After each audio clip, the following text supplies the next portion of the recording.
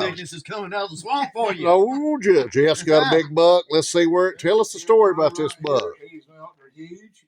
Look at that left arm shot. Oh, that big. So where'd you get this big buck here? Yeah, we got that up here at Maine. Me and Brant. Brant said, "Let's go for a hunt today." And I was like, "Where are we going?" He said, "Oh, we'll just go to Maine."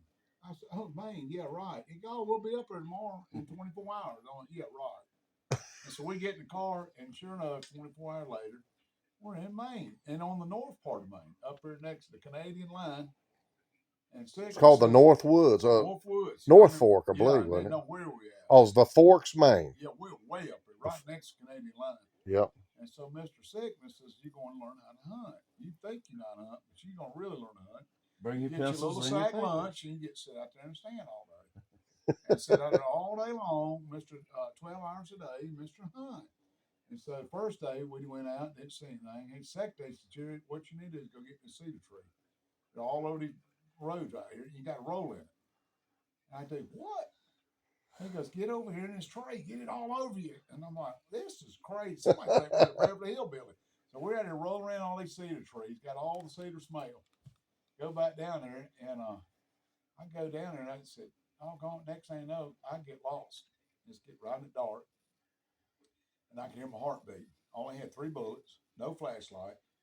All I had was a compass." That's a scary feeling. Oh, it's awful. Now, we're 40, 50 miles from any town.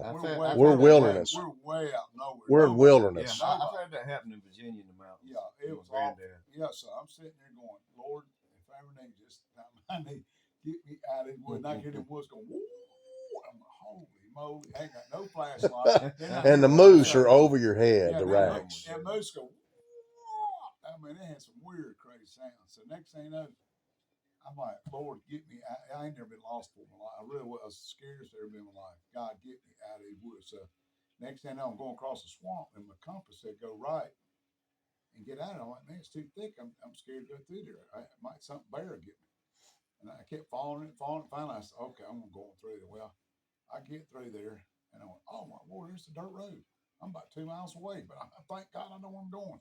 And so I head right on back up there, and Brent's waiting on me. It's done got 2 hours after dark. And he goes, "I can't believe a country boy like you going out there and getting lost. A mountain man never gets lost. I can't believe that. Mr. Head, he got lost." I said, "Brent, it's the scariest feeling." It's really them is. woods are so easy. It's easy to do. Yeah, it's terrible. So Brent goes, "Tomorrow we're gonna get our walkie-talkies, and we're gonna get our little straps, go ribbons. Flags, ribbons, yeah.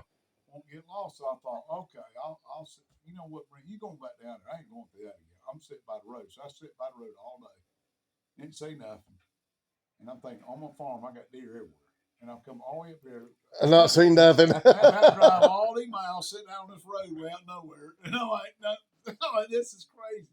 So finally, it started getting dark, and I thought Brent would come on out. About 30 minutes later, still ain't seen him. So I turned my walkie-talkie. Let me tell you one thing before you finish. So I told Jerry, I said, "I'm going deep." I said, "I'm going to go 2 miles. I'm going to hike 2 miles back in there, and I'm going to flag my way in." So I did that. I flagged my way in, and I said, "Jerry, now if something happens, if something I need you, I want you to honk the horn on the truck." Yeah. So I flagged my way in there, and I got way back in them woods, and I lost the flags. Then I looked for my compass. I had lost the compass. So go ahead and finish. So I'm getting kind of worried. It's getting about an hour after dark. He ain't come out yet. So I said, "Brent, where are you?" And you hear way in the walkie-talkie, "I'm way back here. I'm lost, Jerry. Blow the horn." And I went, "Oh my Lord. I thought mountain guys don't get lost." He goes, "This is serious, man. This is bad news out here. Blow that horn." I said, "Okay." So I started blowing, and I could see a light way back in them woods coming, man. It was a long time before you seen that light, too. He was so glad to hear that horn. And so when he came out of the woods, it looked like a big old Sasquatch. That big old head coming up through there like Ronald McDonald smiling. He was so glad to come out there. And I'm like, I dogged him. I said, "I can't believe Mr. Head got lost. Mr. Mountain Man gets lost back in them woods." It'll scare you to and let me tell you something. You feel so good when you get. Let me tell you something. Another thing to remember, back there, all those logging roads were going all directions, left, right. So you didn't know anything. Different woods in these woods up here. So let me tell you what happened to me back in them woods. What's that? So I got back in them woods, got up my climber, and I'm sitting up in my climbing tree stand. All of a sudden, I see a hunter walking towards me. I was like, "You got to be kidding!" Yeah, way out I'm nowhere. 2 miles from the truck. So that hunter walks about 50 yards from me. Then next time I see him starting to pull his pants down and take a dump. I said, "You got to be kidding!" Right in front of my stand. I'm up in the That's tree. abuse, So man. I said, "Hey!" That guy went, That's abuse. he looked up and he pulled his pants back up, took off running back towards that thicket. I started rolling laughing. You know, that guy's like, he wasn't expecting right in front of somebody. Nowhere. And like, where'd that guy come from? You wasn't wearing any orange, I don't guess. Yeah, I had orange, but I was way up in the tree in the Okay. climber Way up high. because I had a climber with me, Yeah, remember? Yeah. sure did. So sure enough, we go out there, we hunt 3 days. I did. And Brent goes, "You're not gonna hunt 2 more?" I said, "No, Brent, I'm staying at camp. I'm done. I'll wait on it." So after 5 days, we killed no deer. Mr. No deer. And never saw a deer. Never saw a deer.